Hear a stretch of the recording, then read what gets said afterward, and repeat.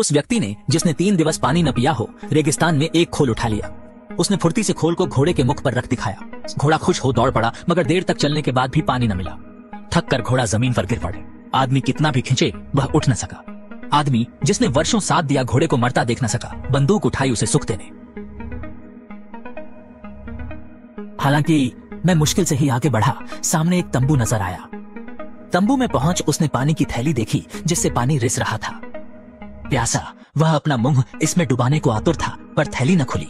पानी को तरसता उसने चाकू से बड़ा छेद कर घूंट लिया, मगर जैसे ही वह थैली फाड़ने वाला था, एक युवती उसके सामने आ गई।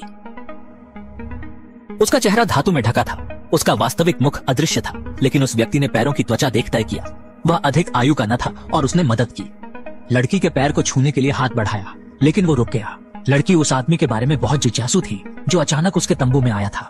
उसकी बड़ी आंखों से उसे देखती रही और उसके छोटे बालों से खेलने लगी। आदमी भी इंतजार नहीं कर पा रहा था कि लड़की का असली चेहरा देख सके, इसलिए उसने लड़की के मुखौटे की ओर अपना हाथ बढ़ाया और अंत में वह मुखौटा उतार लिया। डर के मारे लड़की ने आदमी के चेहरे पर एक चोट मार दी। उसने आदमी के बाल को पकड़ लिया और फिर बिना देरी किए उसके लंबे बाल काट दिए। पता नहीं क्यों लड़की पागल सी चिल्लाने लगी। आदमी समझ गया कि उसने बड़ी गलती कर दी है। वो तुरंत तंबू से बाहर भाग गया। लड़की के बालों का भी ध्यान नहीं रखा। तभी लड़की की मदद की पुकार सुनकर पूरा कबीला वहां आ गया। वह ऊंटों पर चिल्लाते हुए आ पहुंचे और बोले कि आदमी को मार डालना है। वह 2 पैरों वाला आदमी जल्द ही ऊंटों से पकड़ा जाएगा। इसलिए आदमी ने सामने वाले बड़े घाटी में भागने का निर्णय लिया। उसे इस बात का पता नहीं था कि घाटी में जाने का एक रास्ता बना दिया गया था और वहाँ पर एक मंदिर भी था। थका हुआ वह आदमी कुछ समय के लिए मंदिर में सो गया, लेकिन जब वह गहरी नींद में था, अचानक एक जानवर की गर्जना सुनकर वह चौंक उठा। एक व्यक्ति जो कई दिन से भूखा था, उसे एक मरी हुई बकरी प्राप्त हुई और भूख के अधीन होकर उसने तत्काल अपक्वा मांस का सेवन शुरू कर दिया। जब वो स्वाद से खा रहा था, एक मादा तेंदुआ धीरे से पास आ गई। मादा तेंदुआ ने कोई हमला नहीं किया, परंतु वह सद्भाव से बकरी का ताजा मांस खाने लगी। पुरुष ने धीरज से उसकी चाकू की ओर ध्यान दिया, लेकिन जब मादा तेंदुआ ने हमला नहीं किया तो उसने भी अपनी सतर्कता कम कर दी और फिर वे दोनों साझा कर दोपहर का आहार करने लगे। यही नहीं, खाने के दौरान व्यक्ति ने बिना भय के तेंदुए की दिशा में अपना हाथ बढ़ा दिया।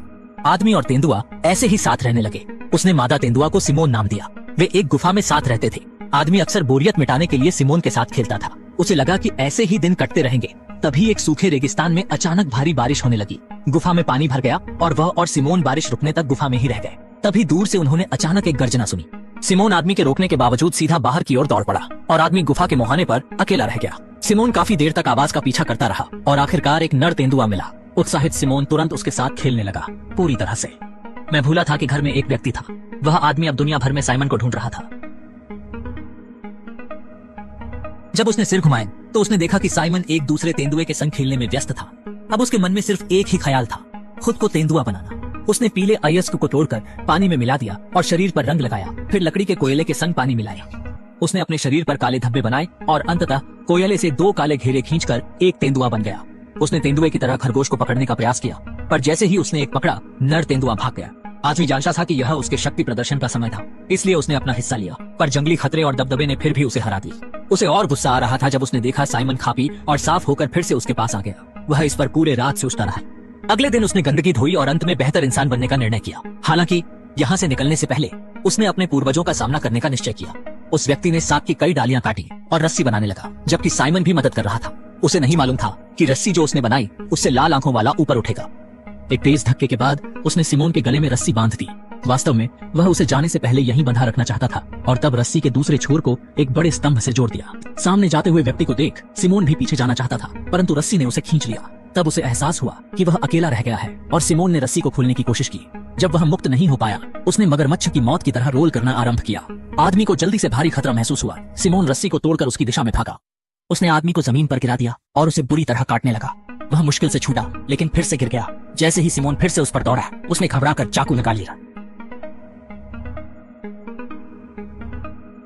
हालांकि सिमोन को मारने के लिए खुद को दोषी महसूस किया। कहानी के अंत में आदमी ने अपने प्रिय के शव को गले लगाया और रेगिस्तान में गायब हो गया।